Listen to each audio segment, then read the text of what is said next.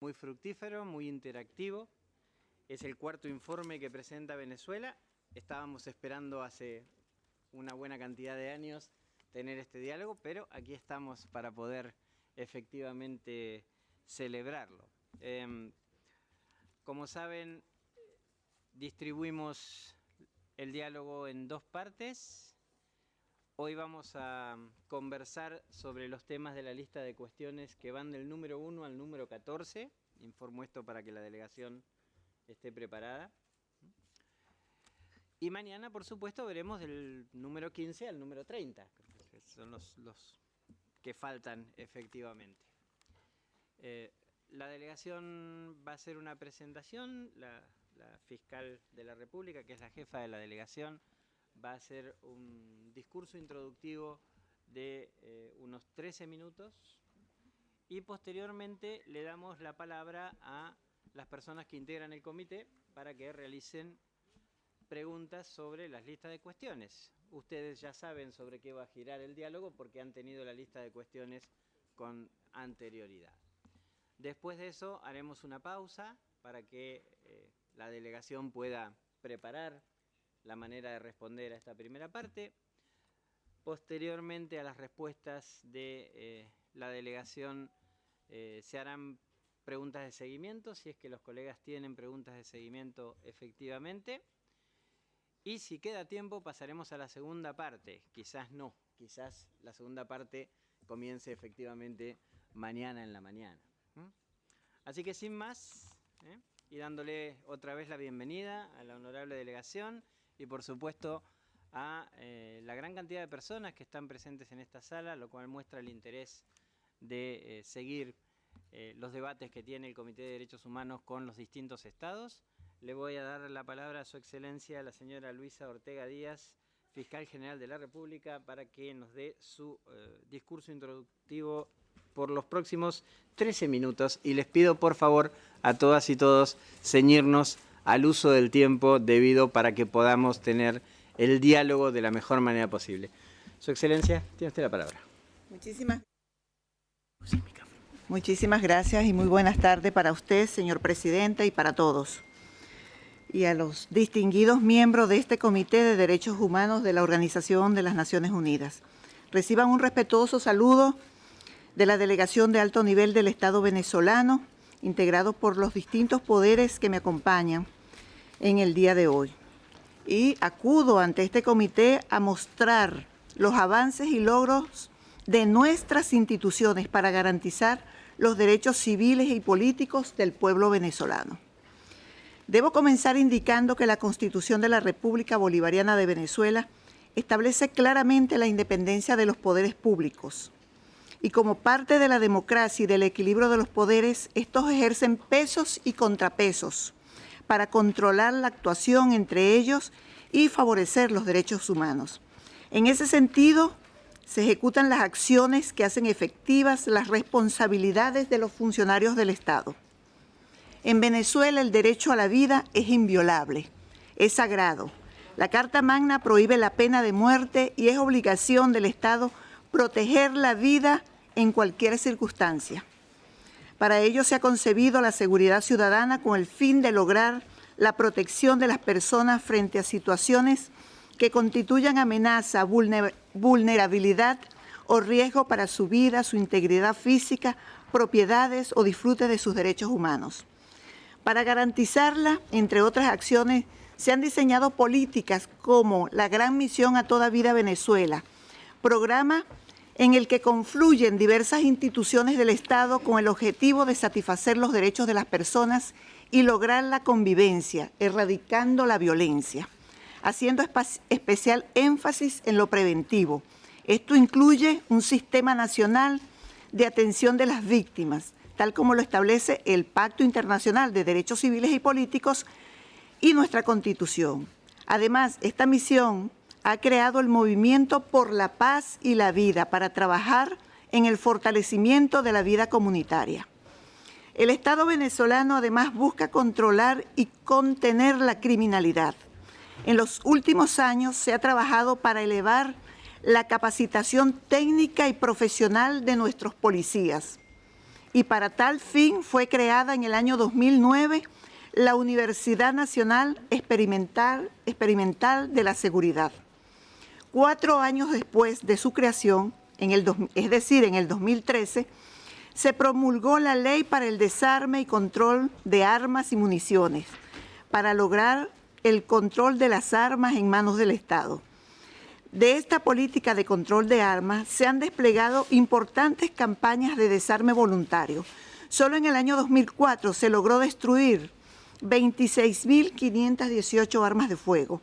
Esta iniciativa se complementa con la acción de los cuerpos de seguridad del Estado para identificar y desmantelar bandas delictivas armadas, las cuales nada tienen que ver con colectivos sociales, que son agrupaciones civiles que han sido estigmatizadas a través de campañas discriminatorias de corte racista y clasista. Respecto al derecho a la integridad personal, en lo referido a la prohibición de la tortura y los tratos crueles, contamos con una legislación especial que se complementa con otra, como lo es la Ley de Protección a Víctimas y Testigos, la Ley contra la Tortura y los Tratos Crueles. Con fundamento en ella, durante el año 2014 y 2015 se han procesado 80 casos de tortura, mientras que por el delito de tratos crueles, inhumanos o degradantes hemos procesado 1.508 causas. Se debe destacar que desde 2008 Venezuela cuenta con una unidad criminalística contra la vulneración de derechos fundamentales, un laboratorio con especialistas en criminalística y ciencias forenses, que se encuentra fuera del área de influencia de los organismos de seguridad, porque está adscrita al Ministerio Público, es decir, independiente de los demás poderes. Esta unidad en el 2014 procesó 15.929 pruebas periciales en materia de derechos humanos. En nuestro devenir histórico transitamos desde los restos del anterior Estado autoritario y represivo a un Estado democrático y popular, cuya transformación está en proceso. Venezuela tuvo un cruento pasado. Fue escenario de desapariciones forzadas de personas, de torturas, de asesinatos cometidos por los cuerpos de seguridad por motivos políticos. Miles de personas fueron víctimas de represión. Cuando aspiraban al rescate de una verdadera democracia y justicia social. Eso ocurrió entre los años 1958 a 1998. Conocidas son las masacres que en esta época se ejecutaron en el país. La Victoria, Cantaura, Yumare, El Amparo y el llamado Caracazo, que ha sido la más brutal represión armada y violación de los derechos humanos ocurridas en el país el 27 y 28 de febrero de 1989, donde fueron asesinadas miles de personas. Aunque parezca mentira, en aquellos momentos ni un solo funcionario de los cuerpos de seguridad del Estado fue detenido por estos crímenes. Para la reconstrucción de la memoria colectiva, se efectúa un gran número de investigaciones con el fin de sancionar las violaciones de los derechos humanos ocurridas en esa época, 1958 a 1998. En el año 2011, la Asamblea Nacional aprobó la ley para sancionar los crímenes, desapariciones y torturas por razones políticas ocurridas en ese período. A partir de ese instrumento se creó la Comisión por la Justicia y la Verdad, instancia que ha ejecutado las acciones pertinentes para sancionar a los responsables de las graves violaciones de los derechos humanos y resarcir a las víctimas de estos hechos. En ese sentido, se investigan 198 hechos por la comisión de distintos delitos, de los cuales 66 son por homicidio, 78 por tortura y 54 por desapariciones forzadas. Vale mencionar que por el Caracazo se procesan varias personas. Además, el Estado ha indemnizado hasta el día de hoy a 616 víctimas. Estas indemnizaciones fueron asumidas por el Estado venezolano porque se acudió ante la Corte Interamericana y el Estado se allanó ante el Sistema Interamericano de Derechos Humanos, reconociendo su responsabilidad y asumiendo un claro compromiso con las víctimas. quiero destacar que el rol que ha cumplido la Defensoría del Pueblo y el Ministerio Público como instituciones mediadoras entre actores sociales y políticos, propiciando encuentros entre los distintos sectores sociales del país, en especial con las víctimas, así como con familiares de los presuntos procesados. En cumplimiento de las obligaciones del pacto, el Estado venezolano ha atendido a los privados de libertad para garantizar plenamente sus derechos. Ellos disfrutan el derecho a comunicarse con sus familiares, con sus abogados y amigos, así como el derecho a la recreación, a la educación y al resto de los derechos humanos. Para dar celeridad procesal, se constituyen tribunales penales itinerantes. Asimismo, fiscales de protección de derechos fundamentales y defensores del pueblo constatan el efectivo ejercicio de todos sus derechos y, en caso contrario, instan a las instituciones competentes a la aplicación de las medidas que corresponden. Otro aspecto importante es el gran avance que ha tenido el país en materia de los derechos de los grupos vulnerables. La Constitución consagra por primera vez en la historia un verdadero sistema de protección a los pueblos indígenas y afrodescendientes. Igualmente, consagra la plena protección para los niños, las niñas, los adolescentes y en especial para las mujeres. La Asamblea Nacional aprobó la reforma parcial de la Ley Orgánica sobre el derecho de las mujeres a una vida libre de violencia para incluir el delito de femicidio. También esta ley de género prohíbe la trata de personas, la esclavitud y el trabajo forzado. En Venezuela, la libertad de expresión y opinión son derechos, para cuyo ejercicio la persona puede valerse de cualquier medio de comunicación sin que pueda establecerse contra ella censura alguna. Pero también se establece el derecho de toda persona a la información oportuna, veraz e imparcial. Asimismo, la libertad de elegir a sus autoridades y representantes se ejerce a plenitud a través de un sistema electoral transparente y totalmente auditable. Es reconocido internacionalmente como uno de los mejores sistemas electorales del mundo. Queremos resaltar que desde 1999 hasta la presente fecha, es decir, 16 años, el pueblo ha participado en 19 procesos electorales nacionales, demostrándose así su vocación democrática y la reafirmación de la soberanía y autodeterminación a través del sufragio secreto, libre y universal. Otro derecho al que queremos referir es a la manifestación y reunión pacífica, consagrado tanto en el pacto como en nuestra Constitución. Ambos instrumentos, este derecho no es absoluto, tiene limitaciones, es condicionado a que sea pacífico y sin armas. Y si estas condiciones están ausentes, deja de ser un derecho. En Venezuela es cotidiano que se realicen manifestaciones públicas. Eso es parte de nuestro pluralismo político y de la diversidad ideológica. La labor de los cuerpos de policía debe estar dirigida a que el disfrute del derecho a la manifestación pacífica no derive en la vulneración de los derechos de las demás personas ni en la violación de las leyes nacionales. Sirva este contexto legal e institucional para comprender lo ocurrido en Venezuela a partir del 12 de febrero del año 2014, cuando se llevó a cabo una ofensiva violenta destinada a deponer a las legítimas autoridades escogidas en elecciones libres por el pueblo venezolano. Esta ofensiva consistía en el desarrollo de acciones violentas y delictivas que para nada tenían que ver con el derecho a manifestar pacíficamente. Estas acciones eran obstaculización de vías, mediante barricadas, saqueos, uso de sustancias peligrosas, daños a las oficinas públicas y privadas, a sistemas de transporte y servicios públicos. Tales hechos constituyeron violaciones a los derechos y las libertades del resto de la población. Producto de esta violencia generada por los manifestantes, 878 personas resultaron lesionadas, de los cuales 278 eran funcionarios de los cuerpos de seguridad del Estado. Más grave, fallecieron 43 personas, de las cuales 10 eran efectivos policiales y militares, y hasta un fiscal del Ministerio Público perdió la vida en cumplimiento de su labor.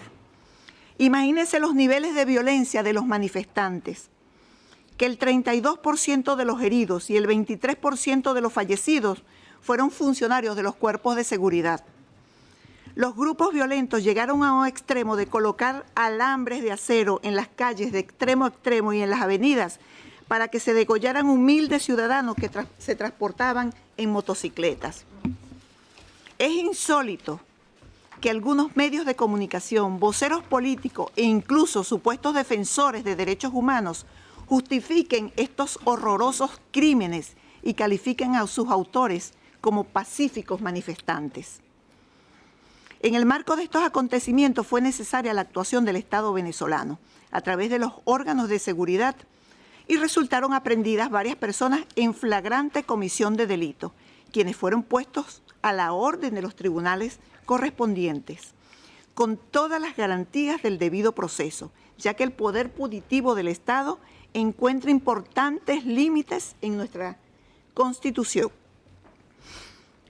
En este marco es justo recordar que desde 2006 el país viene gestando un profundo proceso de reforma policial. Se ha creado un nuevo modelo civil, profesional y preventivo, respetuoso de los derechos humanos. Se promulgó la Ley del Servicio de Policía, que dentro de los aspectos novedosos consagra el uso progresivo y diferenciado de la fuerza. Este principio se ha desarrollado ampliamente en manuales y en las normas dictadas por el Ministerio para las Relaciones de Interior, Justicia y Paz. Estos instrumentos normativos en el contexto global, donde la tendencia de los gobiernos de distintas naturalezas es hacia la merma de los derechos, constituyen indudablemente un avance en materia de derechos humanos. El Estado venezolano no avala actuaciones policiales que atenten contra los derechos humanos, más bien las condena. En los casos aislados en que se ha cometido excesos se han venido actuando con contundencia. Así, desde enero hasta mayo de 2015, el Ministerio Público ha imputado a 252 funcionarios de varios cuerpos policiales, ha acusado a 110 y ha resultado condenados por los tribunales 53. De esas cifras, 66 se encuentran privados de libertad. Ratificamos nuestro compromiso para garantizar los derechos de todos.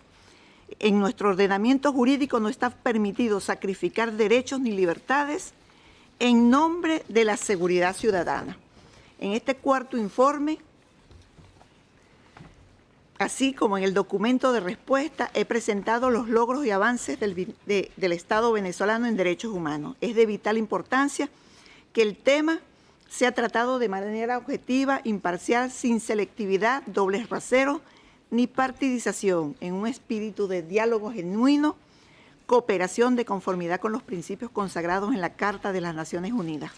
Confiamos en sostener con los honorables miembros de este comité un diálogo interactivo, nutrido, provechoso, fructífero, que posibilite la autoevaluación y la profundización de nuestros lazos con el sistema universal de derechos humanos. Muchísimas gracias. Muchas gracias, doctora Ortega Díaz. Le hemos dado un par de minutitos más para que pueda terminar su alocución. Le voy a pedir, por favor, a los miembros de la delegación que tienen sus celulares prendidos que los pongan en modo de silencio, ¿sí? Para que podamos llevar adelante el diálogo de la mejor manera. Bien, ya vi que algunos miembros del comité tienen ganas de intervenir, hacer preguntas, participar, así que la primera persona que vi que levantó la mano es mi colega, el señor Víctor Rodríguez Recia, y le voy a dar la palabra. Señor Rodríguez Recia, tiene usted la palabra. Muchas gracias, señor presidente, y muchísimas gracias en general al Estado bolivariano y a toda esta nutrida delegación y a la señora jefa de misión, que no solo es nutrida, sino que se ve que es balanceada en tema de género. Y esto le tomo la palabra sobre nuestro interés de que esto sea un diálogo absolutamente constructivo. No hay otra forma de que no sea así. Y precisamente quiero referirme a aspectos positivos, cómo no, sobre la información que nos han hecho llegar. Antes, pues algunas anotaciones. Gracias por las informaciones, por las respuestas, por los datos, por las leyes, por el listado de información y de leyes y de reformas institucionales que reflejan una propuesta formal seria por mejorar la situación de la protección de los derechos humanos en Venezuela. Y aun cuando este informe fue presentado con 7 años de atraso, vamos a enfocarnos precisamente hacia la manera de construir este diálogo en función de hallazgos que hemos identificado a partir de información recibida de distintas fuentes. Yo voy a referirme a 6 preguntas en esta primera parte y empiezo precisamente destacando esa normativa, una constitución venezolana que yo siempre destaco en mis clases, porque está dentro de las constituciones más modernas. Cuando uno lee el artículo 2, el 22 y el 23, da gusto de ver la interpretación que se hace de la aplicación de los tratados de derechos humanos, de su nivel de jerarquía. Hay un reconocimiento de la persona humana como un dato importante a la hora de cómo aplicar un tratado por encima de la Constitución, lo cual me parece un gran avance. Pero me preocupa la forma en que se aplica y se interpreta esa norma y esa Constitución, porque en la forma estamos de acuerdo, estamos hablando el mismo idioma. Sin embargo, pedimos sentencias específicas al Estado donde nos mostraran de qué manera los jueces, los operadores de justicia aplican el Pacto de Derechos Civiles y Políticos como derecho interno de aplicación automática, como lo dice la misma Constitución, y no encontramos, digamos, la suficiente y nutrida información. En nuestras investigaciones más bien nos encontramos lo contrario. Voy a citar una sentencia del Tribunal Superior de Justicia de 2008 en el caso Apis Barberi, que es una sentencia de la Corte Interamericana de Derechos Humanos, donde este tribunal dice que la Corte Interamericana usurpó las funciones, pues las funciones serán soberanas de la justicia venezolana, y le recomienda al Estado, al Ejecutivo, denunciar la Convención Americana. Decisión lamentable, tenemos que lamentarla, porque efectivamente Venezuela denuncia la Convención Americana y la competencia de la Corte Interamericana. En el argumento de justificación para denunciar la Convención Americana, el Estado bolivariano dice que con el sistema universal, pues hay un sistema de protección importante que se va a enfocar en eso. Bueno, estamos en ese ejercicio, pero de alguna u otra manera nosotros hacemos esfuerzos para trabajar coordinadamente con los sistemas regionales y con el sistema interamericano. Por lo tanto, sí echamos de menos ese apoyo y esa importancia de que a mayor mecanismos internacionales de protección, mayor protección de los derechos humanos en el ámbito territorial de Venezuela. Usted, señora jefa de misión, empezó hablando sobre la importancia de la independencia de los poderes. Efectivamente, ese es un tema que nosotros queremos tratar en este diálogo, porque precisamente la sentencia que yo acaba de referirme, la sentencia del caso Apis Barberis, hay una referencia a un llamado al Ejecutivo para que denuncie la Convención Americana, pero también el Pacto de Derechos Civiles y Políticos establece claramente el principio de legalidad para separar los poderes, especialmente la función de legislar. Y a nosotros nos preocupa la cantidad de leyes habilitantes que le delegan al Poder Ejecutivo la emisión de decretos, leyes que emiten específicamente conductas delictivas. Es decir, se le delega a un poder que es muy claro, o sea, el legislativo es el que tiene el mandato de crear tipos penales. Entonces, a mí me gustaría que se refirieran a esas leyes habilitantes y si nos podrían facilitar un listado de esas leyes que han tipificado conductas fuera del marco del legislativo. Todo esto para concluir en el mismo idioma y en la misma referencia que hablamos acá en la observación general número 32 del comité, de acuerdo con el artículo 26 y el artículo 27 de la Convención de Viena sobre el derecho de los tratados, el principio de buena fe para cumplir con los tratados, en este caso el Pacto de Derechos Civiles y Políticos, y también un principio fundamental, que no se puede invocar el derecho interno para no cumplir una obligación internacional. Esto por mi preocupación de la sentencia a la cual ya me he referido de manera sostenida. Ahora voy a tocar el punto 2 sobre la Institución Nacional de Derechos Humanos, la Defensoría del Pueblo.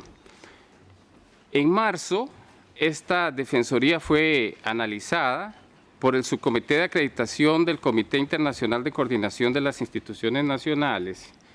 Y lo que no pasa todos los días es que de estar en la posición A, es una especie de ranking A, se hace la valoración para rebajarla a categoría B.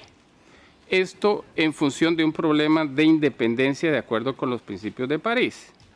Yo creo que con solo que yo diga esto sería suficiente para mostrar nuestra preocupación y avalar que es importante fortalecer la independencia de la Defensoría del Pueblo. Pero aquí yo parto aguas porque hay dos cosas para analizar la independencia. Es la independencia que tiene que tener la institución como tal desde la designación del defensor, y ahí sí hay una cuestión atribuible al Estado, que es que el actual defensor fue analizado o fue electo fuera del margen constitucional que requiere que para la elección del defensor haya una participación ciudadana y que se constituya el Comité de Evaluación de Postulaciones, que lo requiere la Constitución y la Ley Orgánica del Poder Ciudadano. Esto no se hizo en el caso del actual defensor. Se hizo una comisión parlamentaria, no hubo terna, era un único candidato. Entonces, esta es una pregunta concreta, porque se le ha dado al Estado un año para que muestre el interés y la preocupación de las reformas de ganar la independencia y obtener la clase A. ¿Qué está haciendo el Estado? ¿Qué va a hacer el Estado para que el nombramiento del defensor se haga dentro de los mismos estándares constitucionales que ustedes las han definido? Hay otros temas que tienen que ver ya con el comportamiento personal de la anterior defensora y del actual defensor. Cuando el defensor es juramentado, él dice que es juramentado a un pueblo que no merece ser tildado y calificado en organismos internacionales de derechos humanos. Pues nosotros no estamos haciendo una calificación, pero tenemos una competencia para conversar sobre derechos humanos y desde esta perspectiva es importante mandarle el mensaje de independencia al nuevo defensor de los derechos humanos, al defensor del pueblo. Voy a juntar dos temas, el 12 y el 13, que tienen que ver con condiciones de detención, condiciones carcelarias, etcétera. Creo que los tenemos que juntar. He escuchado con atención la descripción que hace la preocupación del Estado sobre las situaciones carcelarias, lo que han hecho en el pasado, las investigaciones, los motines, etcétera. Sin embargo, tenemos información de la Comisión Interamericana de Derechos Humanos que califica a las cárceles de Venezuela como una de las más violentas de la región. Casos, se habla de casos de la masacre de Vista Hermosa, no se ha investigado, falta de juicios, desaparición de una persona, el señor Guerra, Francisco Guerrero. Guerra, se habla de muertes de personas con VIH a las cuales no se les da el tratamiento adecuado. Está la preocupación por el hacinamiento. Las cifras oficiales de hacinamiento no nos calzan ni siquiera a un nivel intermedio con otras cifras que hablan de un 170 a un 200% de hacinamiento. Hay conflictos entre poderes, hay autogobierno dentro de algunas prisiones. En el examen anterior que hizo este comité, en el 2001, se habló de que Venezuela estaba reforzando los mecanismos institucionales de reciente creación en aquel momento para supervisar las cárceles, la investigación y las denuncias. Mi pregunta es, del 2001 hacia acá, ¿cuáles son esas medidas que se han tomado para reforzar, para mejorar la situación de la prevención de la violencia? Porque seguimos teniendo noticias de motines violentos, de huelgas de hambre, entre las distintas cárceles, que esto no se puede resumir en un conflicto entre pandillas solamente, sino la responsabilidad activa que tiene el Estado de garantizar la seguridad en los lugares de detención de las personas o de privación de la libertad.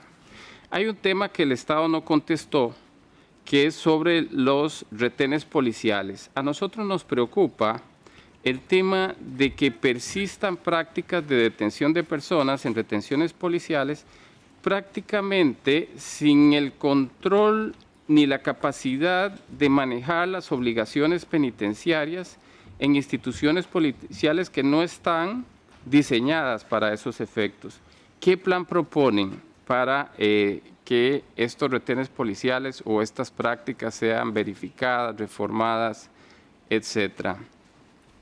Hay reformas al Código Orgánico Procesal Penal que también tienen que ver con nuestra preocupación de que la prisión preventiva, que es el otro tema que también quiero tocar, tiene que ver con que debe ser la excepción y no la regla. Entonces, pedimos estadísticas de que nos den datos de personas privadas de libertad en espera de juicio, es decir, personas con prisión preventiva, personas condenadas, personas menores de edad, personas mayores de edad, etcétera, una estadística más desagregada. Pero nos preocupa que hay algunas medidas de reforma que hacen que los mismos jueces puedan tener un temor de adoptar medidas alternativas a la prisión preventiva por falta de independencia judicial. Vamos a hablar de independencia judicial mañana, pero sí lo quiero tocar porque es una preocupación ver que a partir de inclusive de reformas y en la aplicación de las normas procesales penales, la media de personas en situación de privación de libertad a través de la prisión preventiva subió de 58.4 por cada 100.000 habitantes a 170 personas por cada 1.000 habitantes. ¿Qué medidas ha tomado el Estado para que también las personas detenidas o lesionadas por agresiones por funcionarios o supuestamente por funcionarios vayan a establecimientos de salud no militares? Tenemos noticia de la utilización de establecimientos militares y que está muy reducida la capacidad que puedan tener para ir a médicos de su elección. Tenemos noticias de registros invasivos, requisas a los familiares de las víctimas exageradas. Nos preocupa la cantidad de armas, de fusiles de todo tipo dentro de las cárceles que fomentan el enfrentamiento entre los poderes internos de las cárceles. Nos preocupa la instrucción militar a personas privadas de libertad. Es una pregunta que quiero hacerles. ¿Se da instrucción militar? ¿Por qué se da instrucción militar? ¿Qué pasa a los privados de libertad que rechazan ser sometidos a algún tipo de instrucción militar? Tenemos noticias de que hay personas civiles en prisiones militares. Nos preocupa también que la tenencia de armas no está siendo controlada ni la forma en que se accede o cómo entran estas armas a las prisiones. Destacamos la importancia del plan Cayapa, pero creemos que más allá de este plan debe de fomentarse una propuesta de política pública penitenciaria para disminuir el hacinamiento, que no sea solo con construcción de nuevas cárceles, etcétera, sino realmente de un enfoque preventivo que pueda permitir la disminución de personas privadas de libertad innecesariamente. Pues estas serían mis primeras preguntas y finalizaría con la trata de personas. Si nos puede explicar si el proyecto de ley sobre trata de personas y el Plan Nacional de Trata de Personas, a qué nivel de implementación está, y si nos pueden informar de una posibilidad, una fecha más o menos cierta de aprobación de la nueva reforma o el proyecto de reforma sobre trata de personas. Gracias. Muchas gracias a usted, señor Rodríguez Recia. And next speaker. El siguiente orador es Sir Nigel Rodley. Sir Nigel, tiene usted la palabra. Muchísimas gracias. Yo, al igual que el señor Rodríguez Recia, quiero dar una bienvenida a la delegación y quiero decir que me pareció muy interesante esa presentación inicial que hizo la señora Ortega de algunos elementos básicos. Algunos de los aquí presentes, lamentablemente, somos lo suficientemente viejos para recordar que hace 2 decenios tuve el privilegio de visitar Venezuela. Lo hice en calidad de relator especial para el tema de la tortura. Y tuve la oportunidad de visitar varios sitios de detención. No les voy a hacer preguntas sobre eso, pero debo decir que es a la vez conmovedor y deprimente oír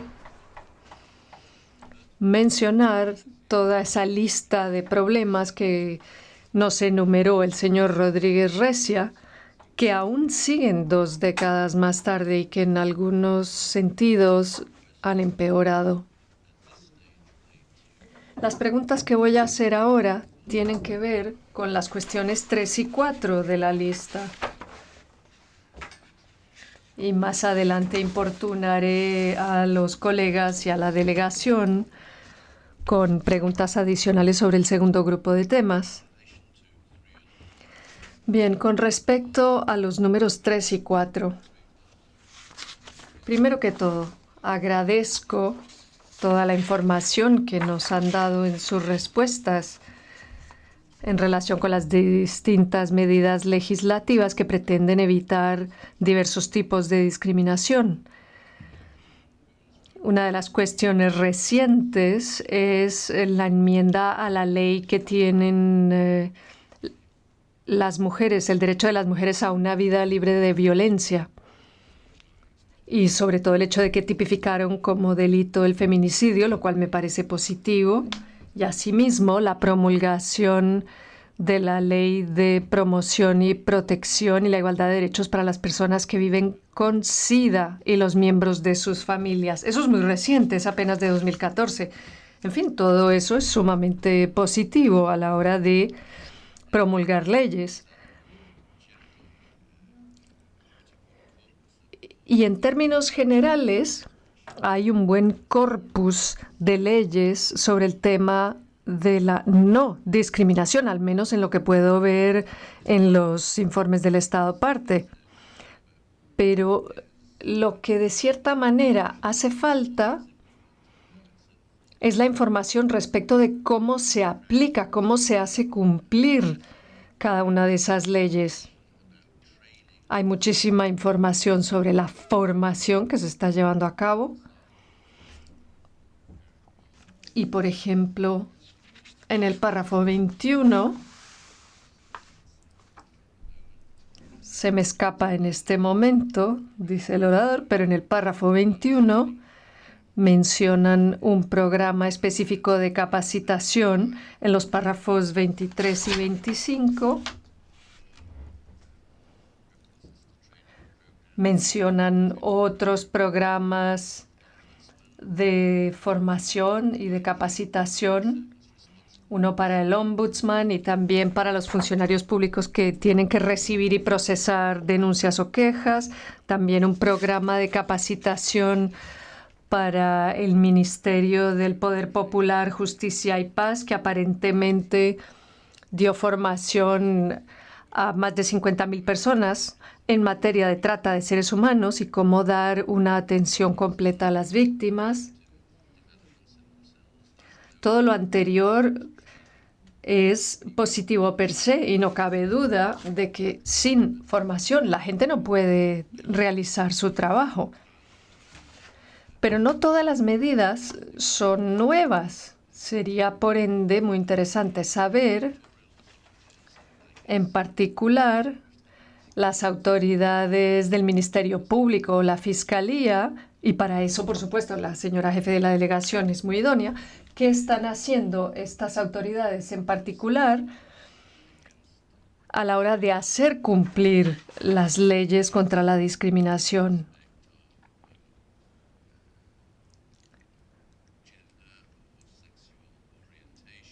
Sobre todo en lo relacionado con el género y la orientación sexual. Por otra parte, agradecería también que me aclararan qué es lo que quieren decir en el párrafo 24 de las respuestas, donde dice, lo voy a leer porque no sé cómo resumirlo, porque no sé lo que quiere decir. Yo voy a leer la versión en inglés, dice el orador, la intérprete lee la versión en español. El Estado venezolano creó un programa de prevención del delito que pretende prevenir situaciones delictivas que representen riesgos para que los ciudadanos gocen de sus derechos humanos. Las condiciones del programa consisten en aplicar medidas preventivas y ajustar las sanciones proporcionalmente a las violaciones. Fin de cita. Lo lamento con ustedes, pero me parece un tanto abstracto y me cuesta traducirlo a la realidad de la situación cotidiana de las personas. El párrafo 26 habla, por su parte, de la Ley de Protección de Víctimas, Testigos y demás sujetos procesales. Y según la nota de pie de página, esta ley se aprobó en 2006. Aparentemente, esta incluye salvaguardas o resguardo de las personas a las que está dirigida la ley, o sea, víctimas, testigos y demás sujetos procesales. Y habla de las medidas de protección y su ámbito de aplicación, modalidades y procedimiento. Se prevé la creación de una unidad administradora de fondos para la protección y asistencia de las víctimas que estará adscrita al Ministerio Público y debe contemplar un presupuesto de gasto para cubrir las contingencias. Pues bien, esta ley se aprobó hace 9 años, si entendí correctamente. Entonces, ¿cómo así que todavía están en el proceso de crear una institución que se encargue de aplicar la ley? Si no es así, por favor, dennos una indicación de si esta cuestión se va a abordar con celeridad o con más determinación de lo que hemos visto hasta ahora. Ahora me remito a la pregunta número 4. Y primero que todo, debo decir lo mucho que me complace ver que anularon toda una serie de limitantes que había en materia de matrimonio para las mujeres. Lo eliminaron del código y supongo que eso es por decisión judicial. Y si eso es así, me parece muy bueno. Nada nos gustaría más que una respuesta que atienda directamente una preocupación para que luego nos digan, bueno, esto ya no es tema de preocupación. He aquí un excelente ejemplo de ese tipo de situación. En cuanto a las disposiciones sobre el adulterio, sin embargo, que era algo subyacente y que se mencionó de manera explícita en la pregunta número 4, pues no veo nada en ese sentido en donde el Estado parte diga si ha hecho algo para anular o cancelar las disposiciones sobre el adulterio. Por lo tanto, ruego que se nos proporcione información al respecto. Aquí otra vez se habla de programas de capacitación en todo lo relacionado con la igualdad en el empleo entre hombres y mujeres. Parece que hay un programa de capacitación del INSES, el Instituto Nacional de Educación y Capacitación. Pregunto si tienen alguna otra medida en mente, sobre todo para reducir la brecha salarial. Las medidas que menciona el Estado parte son loables. Y ustedes hablan de medidas para alentar una mayor participación de la mujer en el mercado laboral y también para alentarlas a desempeñarse en funciones que tradicionalmente se han percibido como tareas más aptas para varones. Eso, sin duda, es muy bueno. Sin embargo, no vi nada que dijera en qué medida una mujer recibe la misma remuneración que un hombre para un trabajo de igual valor, lo cual era lo que queríamos saber en la pregunta número 4. Y a eso se refería la expresión brecha salarial. No sé si la respuesta aparece implícita en lo que ustedes nos enviaron o si simplemente se trata de equiparar las destrezas de las mujeres a las destrezas de los hombres. ¿Se trata solo de eso? No sé si a lo mejor hay algo más en juego. Y lo último que quiero abordar sobre este tema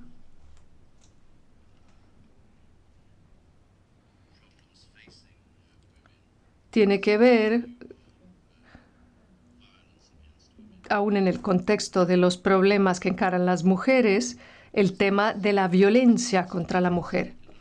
Este es un tema que abordó el Comité contra la Tortura en el párrafo 17 en sus observaciones finales de noviembre pasado. Ellos dicen que no se ha llevado a juicio a los autores de este tipo de actos. Por eso mi pregunta es, ¿qué medidas han tomado? Claro, suponiendo que el Comité contra la Tortura no se equivocó, ¿qué medidas van a tomar para garantizar que esa violencia contra la mujer, que parece ser bastante importante y que en algunos casos cobra vidas, cómo se va a abordar de manera enérgica? Esas son mis preguntas. Muchísimas gracias por concederme la palabra y espero con interés las respuestas de la delegación. Thank you indeed, Sir Nigel. Gracias a usted, Sir Nigel. El siguiente orador es el señor Bardelashvili. Adelante. Muchísimas gracias, presidente. Yo, al igual que mis colegas, quiero dar la bienvenida a esta distinguida delegación y quiero hacerles unas cuantas preguntas en relación con las cuestiones 5, 6, 7 y 8. Empiezo con la pregunta o cuestión número 5.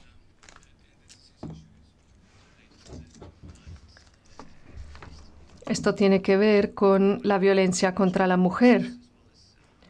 Varios informes internacionales, al igual que informes de expertos nacionales en Venezuela, han dicho que la violencia ha llegado a un nivel sin precedentes y se cree que el país tiene una de las tasas de homicidio más altas.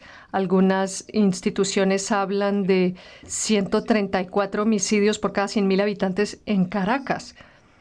Eso la convierte en una de las ciudades más mortíferas del mundo. El problema de la violencia ya lo es de por sí, pero también se agrava por problemas con el Estado de Derecho, investigaciones no eficaces, problemas con los miembros más vulnerables de la sociedad y, por supuesto, las mujeres que lamentablemente forman parte de estos grupos más vulnerables. Y como parece estar aumentando la violencia contra las mujeres, pues no es de sorprenderse que hagamos preguntas sobre el tema. Por eso hemos pedido además estadísticas e información sobre cualquier medida efectiva que haya tomado o que esté tomando el gobierno para abordar el problema. Sir Nigel, por su parte, habló de la Ley Orgánica sobre el Derecho de las Mujeres a una Vida Libre de Violencia, que ustedes aprobaron en 2011, que fue algo muy bueno. Luego la enmendaron en 2014 y, de hecho, le han hecho enmiendas positivas en 2014. Hay otros esfuerzos que incluyen, por ejemplo, la creación de la Comisión Nacional para Género y Justicia, del Ministerio del Poder Popular, una ley de igualdad de 2009.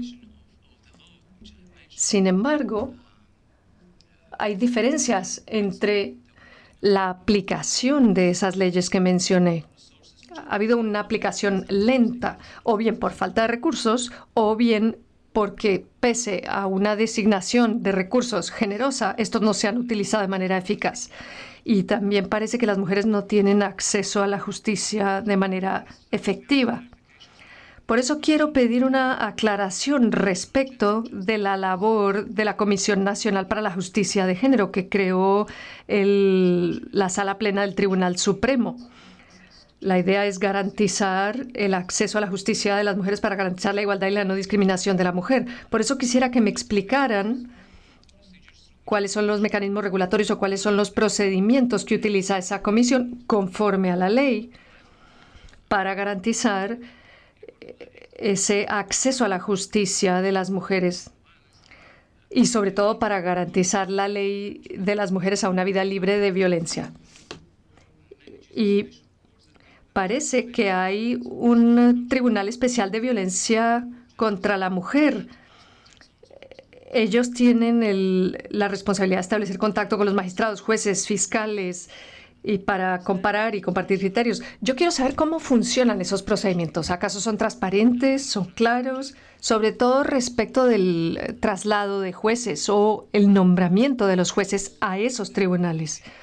En las respuestas a la lista de cuestiones, creo que en uno de los pies de página, dice que hay 56 tribunales de primera instancia en el país, aparte de los tribunales o cortes de aplicaciones. Y hay una corte de apelaciones en el área metropolitana de Caracas en una jurisdicción especial, violencia contra la mujer, y hay una corte especial también en el estado de Zulia. Lo que no me queda claro es si estos 56 tribunales de primera instancia tienen las facultades para entender de casos sobre violencia contra la mujer o violencia doméstica en general, o si simplemente son esos dos tribunales específicos los que tienen la jurisdicción para hacerlo. Let me also ask the question. También tengo una pregunta sobre el Código Penal. Es cierto que el informe nos da información sobre el Código Penal. Ustedes dicen que se necesita cambiar toda una serie de códigos. Hablan del artículo 393. Y ustedes explican o pueden explicar por qué se sigue aplicando ese artículo aunque haya cambiado la ley sobre la mujer desde 2007. Por otra parte, agradecería que la delegación me dijera qué opina de una petición que han hecho los grupos locales y las campañas estudiantiles que solicitan que los embarazos forzados se tipifiquen como delito también, o el obligar a alguien a embarazarse a la fuerza. Por otra parte, quiero hablar de las estadísticas que nos dan en las respuestas.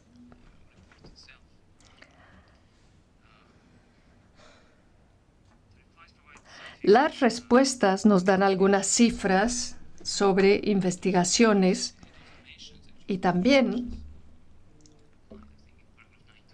en el párrafo 19 de las respuestas ustedes dicen que como no hay tribunales especializados, es muy difícil dar estadísticas pormenorizadas sobre delitos contra la mujer previos a 2011. ¿Nos pueden aclarar? Bueno, yo no sé si fue que yo no entendí correctamente, pero por favor, ¿acaso eso significa que las fiscalías o la judicatura o los órganos pertinentes no llevaban estadísticas sobre violencia contra la mujer antes de esa fecha de 2011? Mejor dicho, ¿cómo nos explican esta situación? Al mismo tiempo, en las respuestas ustedes han indicado al comité a que se fije en la lista de respuestas a la lista de cuestiones de CEDAW, que mandaron ustedes a CEDAW en relación a unas estadísticas o medidas en lo que a esto se refiere. Ahora, las estadísticas que yo traté de analizar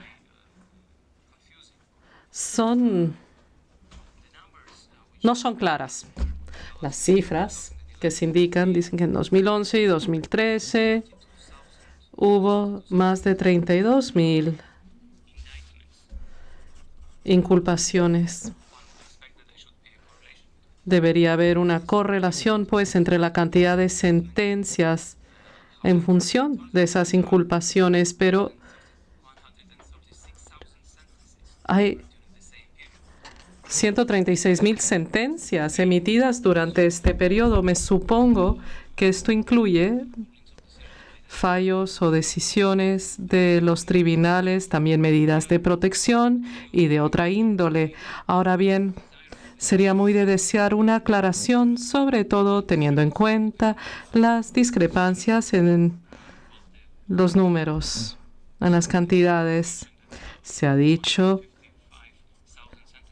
que hay 155,000 sentencias entre 2010 y 2013. Luego hubo un desglose de sentencias por año, pero cuando se suman las cantidades no cuadran. El total no se compagina con los demás números. Hay muchas discrepancias en las cifras.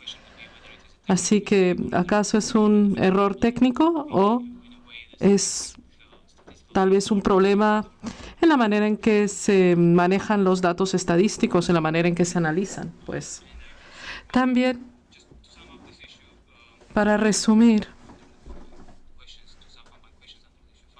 las preguntas que tengo con arreglo al punto 5, pues tal vez yo deba repetir algunas preguntas que se mandaron ya al Estado parte, pero que no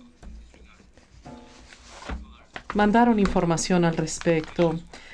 Me refiero en concreto a la pregunta sobre la cantidad de medidas de protección concedidas en relación a la cantidad de pedidos. ¿Cuál es el porcentaje de medidas que se concedieron?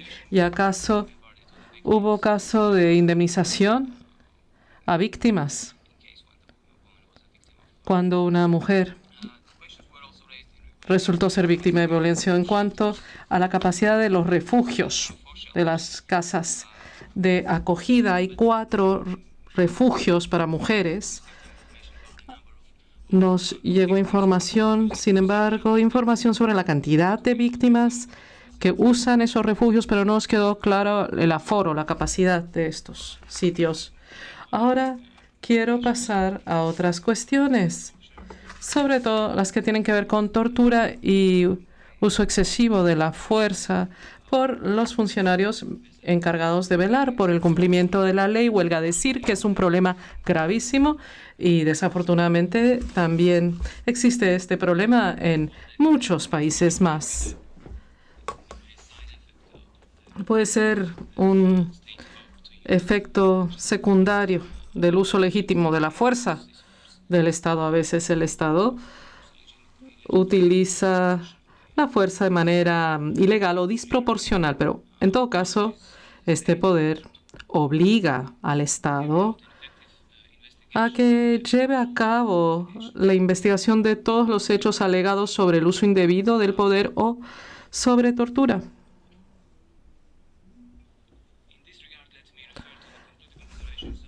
Quiero remitirme a las conclusiones finales de otro comité hermano, el Comité contra la Tortura. El Comité contra la Tortura observó que de más de 31.000 quejas de violaciones de derechos humanos recibidas entre 2011 y 2014, solo el 3,1% redundaron en una imputación. Y no quedó claro cuántos de estos casos, de estos 3,1, redundaron en sentencias o veredictos. La jefa de delegación habló de 198 delitos que habían sido investigados. De ellos, 78 tenían que ver con tortura, 66 homicidio. Eso fue lo que yo entendí a la sazón, pero estas cifras no estaban disponibles en los documentos presentados por el Estado.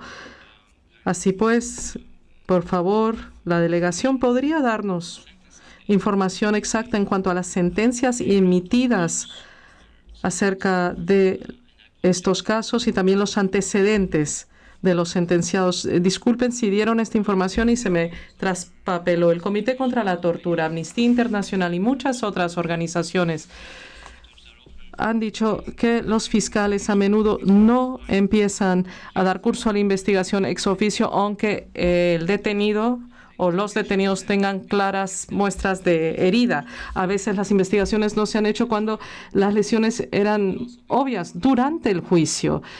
No se han investigado. También dijeron que entre 2003 y 2011, y estos son informes oficiales, solamente 12 funcionarios recibieron sentencia por actos de tortura. Quisiéramos contar con las reflexiones y los comentarios de la delegación. También se nos ha dicho que la oficina del fiscal no ha publicado estadísticas acerca de las alegaciones de tortura por la policía, aunque casos de este tipo han sido objeto de informes o de información de ONGs nacionales e internacionales. A estas alturas, yo no había previsto mencionar nombres de víctimas. No lo pienso hacer. Hay numerosas, según las informaciones de las organizaciones internacionales. Ahora sí quiero referirme a un caso, el del juez Afiuni. Ha habido informe que el juez Afiuni había sido acusado de corrupción y de abuso de autoridad por una decisión del 2009 de liberar a un banquero. Esta juez ha sido torturada y violada, supuestamente en detención. Yo estoy seguro que el caso de la juez va a volver a surgir en nuestro diálogo en distintos momentos, pero quiero mencionar este caso en el contexto de la tortura. Según la información que tengo, los expertos independientes confirmaron que hubo violación, pero pese a esta confirmación no se ha llevado a cabo la investigación. Así que yo agradecería mucho la información si es que ha habido investigación o si hay planes para llevar a cabo la investigación o si ha habido alguna medida.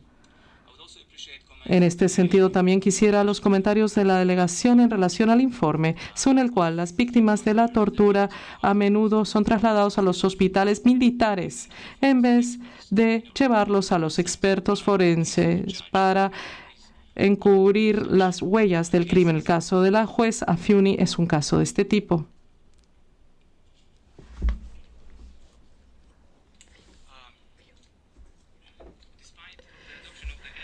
Aunque se haya adoptado la ley sobre la prevención y el castigo de la tortura para evitar con más eficacia que se cometa este delito, pese a esta ley, pese a la existencia de esta ley, pues parece que la ley no es muy efectiva en la práctica.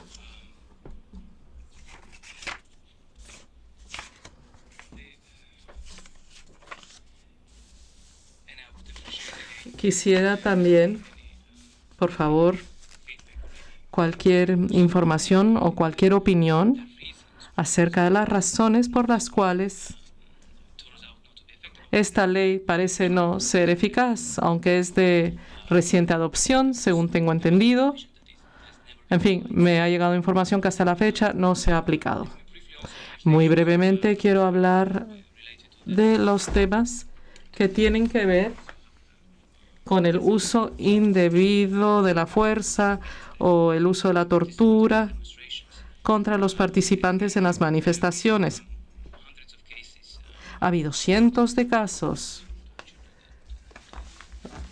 que nos han llegado de tortura y de malos tratos. Ahora bien, no hay información oficial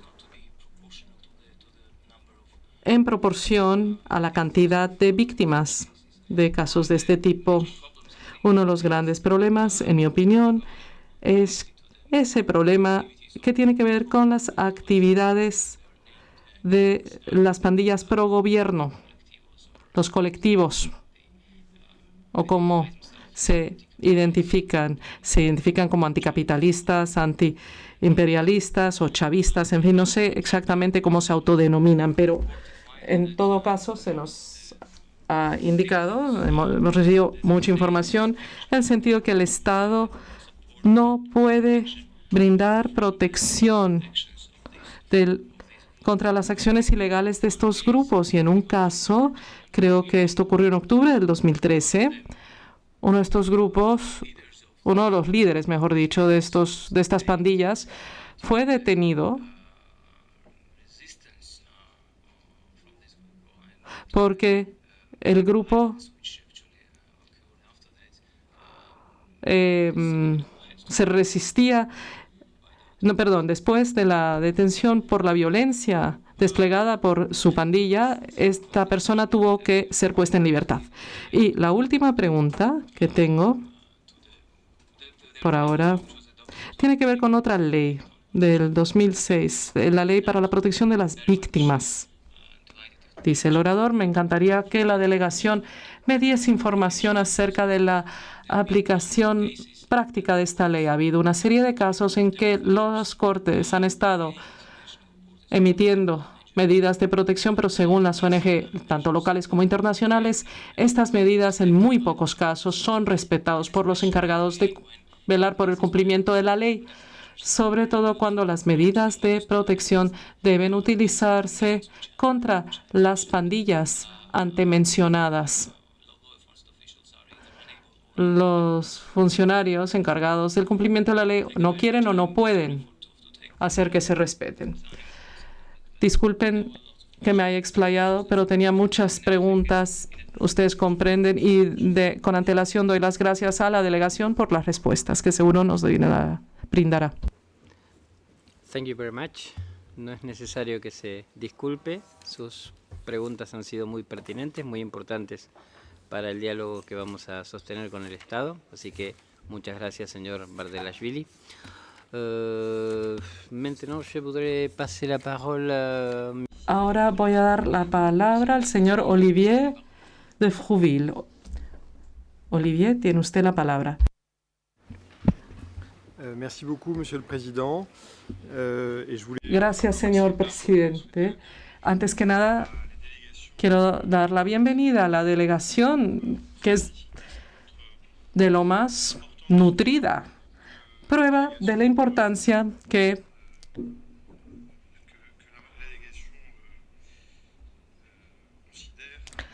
Venezuela otorga capital importancia a este diálogo constructivo con el Estado. Tengo preguntas que tienen que ver con la pregunta 10 y 11.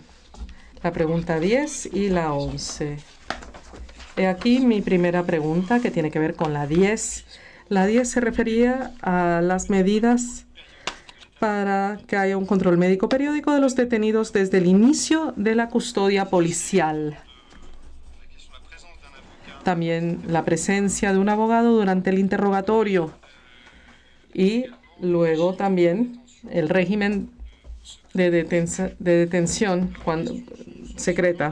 He aquí mis preguntas. Con mucho interés, por cierto, leí las respuestas del Estado parte. Las respuestas en el informe que nos ha dado gracias al Estado parte por la información sobre el marco constitucional, legislativo, etcétera, de protección de derechos humanos. Quiero tener más información en relación al marco jurídico y el pacto, sobre todo por la información dada acerca de las manifestaciones que tuvieron lugar de febrero a junio del año pasado. Hemos recibido alegaciones según las cuales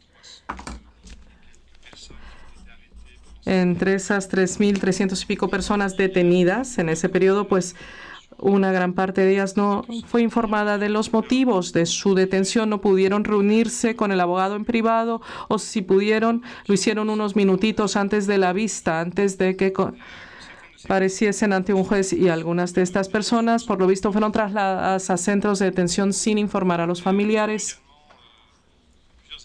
También hay ciertas alegaciones según las cuales algunas personas no recibieron atención médica antes de la vista, aunque tenían señales claras de malos tratos.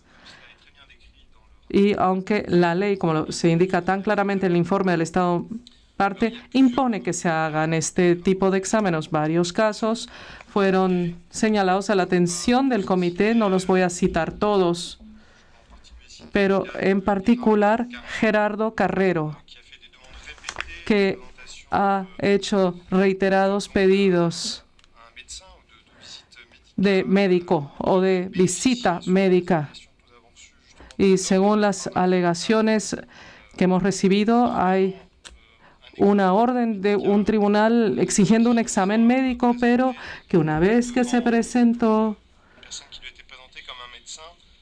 la persona, supuestamente el médico, esta persona hizo preguntas de tipo político. No se le hizo al detenido el examen médico necesario. Hay otros casos. Hay el caso del señor Nixon Leal, Gerardo Resplandor y otros. Yo quisiera también información acerca de unas prácticas, acerca de la detención en incomunicado, porque no se da información sobre el sitio de la detención a los familiares cuando piden esta información, tampoco cuando hay traslado de centro en centro. Esto es una violación grave del derecho a la libertad y a la seguridad. Y, en fin, yo quisiera precisiones acerca de la posibilidad que tienen los reos de ver o de contactar a un abogado para preparar su defensa. Ahora paso a la pregunta 11. Tiene que ver con el derecho a un juicio justo.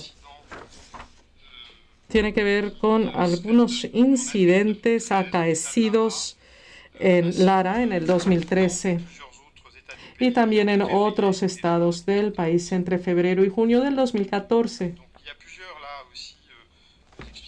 Hay varias explicaciones dadas por el Estado parte. Nos explica que pudo mandar a los fiscales a las distintas partes del país, que hubo detenidos, 13 agentes de seguridad fueron detenidos y están bajo investigación. Bien, más allá de estas explicaciones que da el Estado parte y que es un inicio de respuesta, efectivamente, yo quisiera más detalles acerca de las alegaciones recibidas sobre personas detenidas y juzgadas, personas detenidas en las manifestaciones del año pasado. en mayo del 2014, parecería, y esto tiene que ver con lo que les estaba diciendo hace un momento, muchas de estas personas no tuvieron la oportunidad de preparar correctamente su defensa, lo que es una violación del artículo 14 del pacto. Muchas vistas se llevaron a cabo de noche, sin explicación alguna del por qué, lo que dificultaba sobremanera el trabajo de los abogados. Huelga decir, los abogados, por lo visto, en muchos casos de estos, no tuvieron acceso a las pruebas, los documentos de las actuaciones, los documentos presentados por el fiscal. También hay otras alegaciones según las cuales los juicios no tuvieron en cuenta los argumentos de la defensa, simplemente refrendaron lo pedido por el fiscal, poniendo en entredicho la independencia y la imparcialidad de los jueces. Y, asimismo, algunas personas liberadas tras estos juicios, porque hay que decir que hubo muchas personas puestas en libertad, fueron puestas en libertad con medidas condicionales que tenían restricciones importantes a su libertad, sobre todo a su derecho a manifestarse pacíficamente y la libertad de reunión y de asociación o de expresión. Se trata de medidas provisionales o medidas condicionales muy estrictas a cambio de la libertad de estas personas. He aquí lo que quería decirles acerca de estos dos puntos. Gracias, presidente. Je vous remercie. Gracias, Olivier. Est-ce qu'il y a d'autres collègues? Quisiera saber si hay otros colegas que desean plantear preguntas a estas alturas. Oui. Monsieur Benachur, vous avez la parole. Señor Benachur, tiene usted la palabra. Merci, Monsieur le Président. Gracias, señor presidente. Señor, yo quisiera hacer dos observaciones fundamentales. La primera es jurídica y política a la vez. Al Comité de Derechos Humanos no se le prohíbe salir del marco estrictamente jurídico, ese marco estrecho, porque algunas cuestiones de derechos humanos tienen repercusiones políticas claras, evidentes. Y la segunda pregunta es de índole jurídico. Es algo que ya ha planteado nuestro colega Rodríguez Recia. He aquí mi primera observación. Y muy rápidamente, Venezuela es parte de esos estados que han iniciado una revolución democrática y socialista y que, huelga decir, remueven muchas reacciones en la sociedad, provocan muchas reacciones en la sociedad de las fuerzas reaccionarias, por así llamarlas, contra las reformas sociales de un gobierno que tiene un proyecto de justicia social que defender. Así pues, este tipo de gobiernos en el mundo provocan reacciones internas y también internacionales, porque hay muchos gobiernos extranjeros que quieren romper estas experiencias, cortarlas, pues.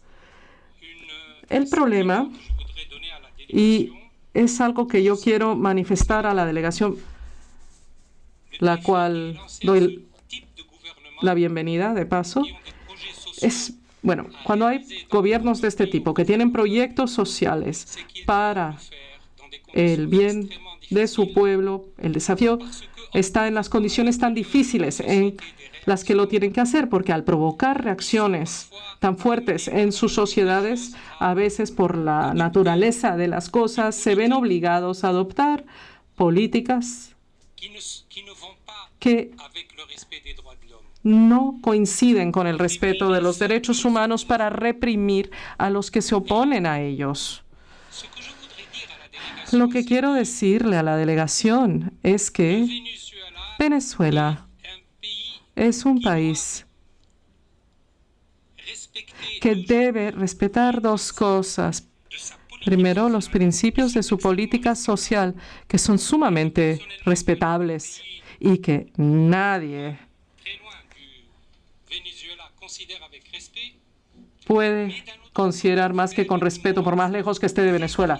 Pero al mismo tiempo, Venezuela tiene que hacer un enorme esfuerzo, y esto es dificilísimo, en este tipo de gobierno, de respetar cabalmente los derechos humanos. Y personalmente, cuando yo oigo que hay jueces detenidos o torturados, confieso que esto me deja boquiabierto, y entonces yo debo pedirle al gobierno de Venezuela que tenga en cuenta que puede defender sus proyectos sociales y de justicia social, evitando este tipo de excesos, porque este tipo de acciones dan una muy mala imagen de un país que tiene un tremendo proyecto y que merece respeto, pero emite una muy mala imagen al extranjero, el régimen, y hay que evitar este tipo de deriva, aunque un juez tenga posiciones que estén reñidas con la política del Estado, aunque un juez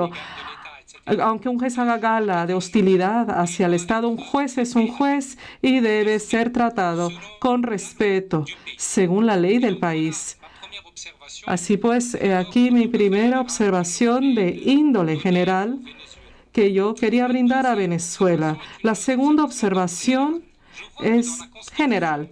Veo que en la Constitución de Venezuela hay una disposición en ella muy interesante, muy importante. Me refiero al artículo 23 de la Constitución venezolana.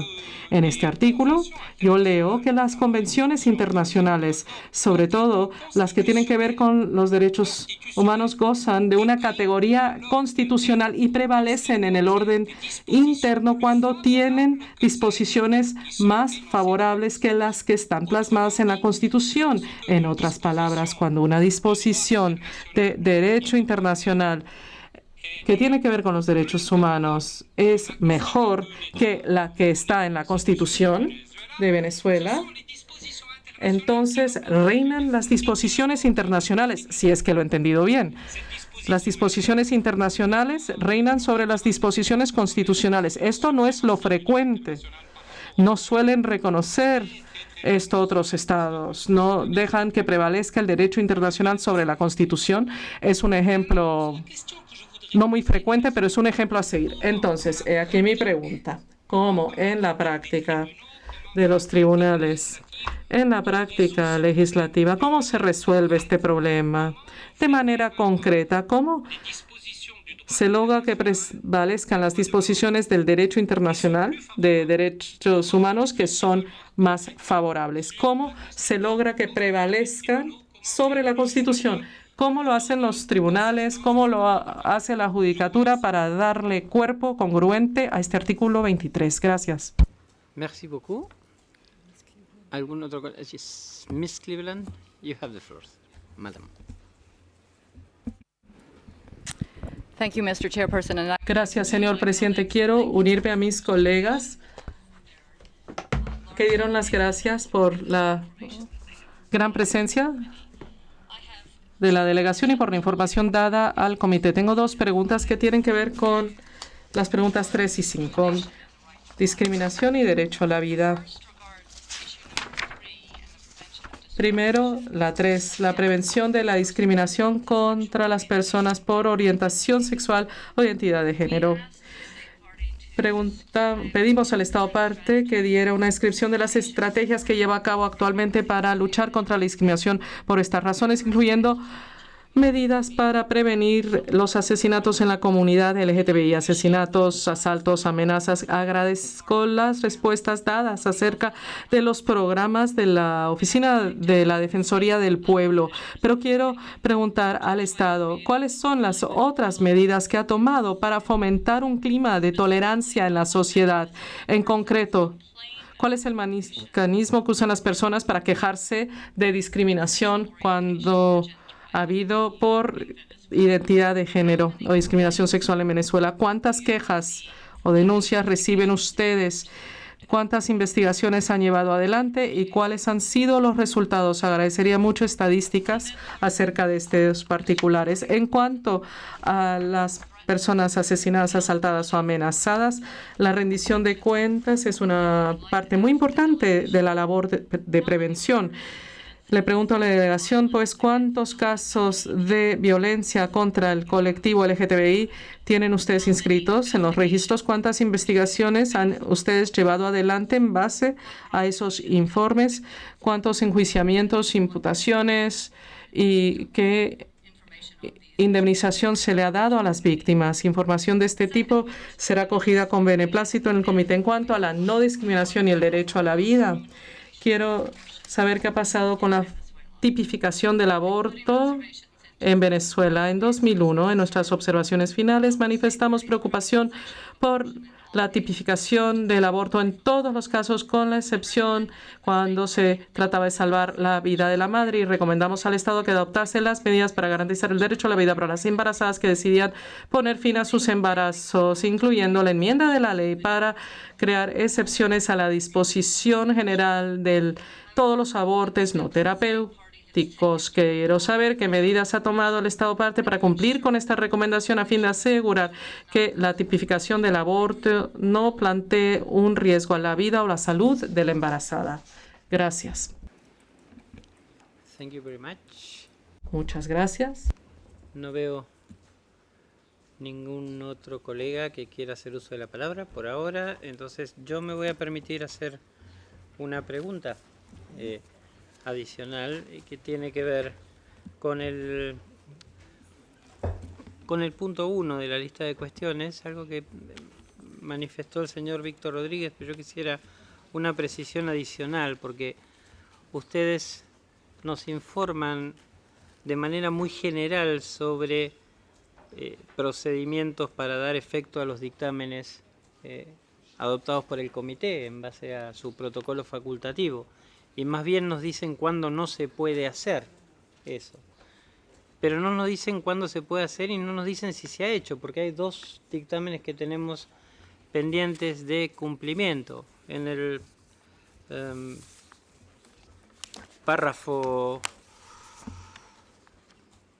7, 8 y 9 de la lista de cuestiones, ustedes nos señalan expresamente que hubo un criterio de la Sala Constitucional del Tribunal Supremo de Justicia del año 2000 que indica que se deben establecer los mecanismos procesales para poner en marcha los dictámenes de órganos internacionales. Pero esas sentencias del año 2000 han pasado 15 años y yo quisiera saber si se adoptaron esos mecanismos procesales para efectivamente cumplir con las decisiones de los órganos internacionales. Y bien, y con esta última pregunta de la larga lista de preguntas que mis inquietos colegas y yo les hemos formulado, les vamos a dar unos 15 minutos para que puedan preparar las respuestas y también para ir a la cafetería a buscar un café rápidamente. Y entonces vamos a levantar la sesión y volvemos exactamente a las 5 menos 10.